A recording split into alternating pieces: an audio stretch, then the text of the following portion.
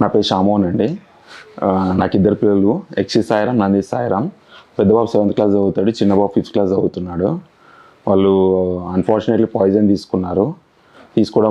తీసుకున్న తర్వాత ఇక్కడికి ట్రీట్మెంట్ కోసం తేవడం జరిగింది.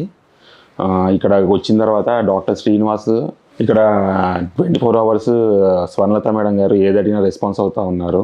మాకు ఏం ప్రాబ్లం ఉన్నా ఇక్కడ మేడం గారు చెప్తా ఉన్నారు. స్టాఫ్ కానీ, నర్సింగ్ స్టాఫ్ కానీ బాగా ట్రీట్ చేశారు.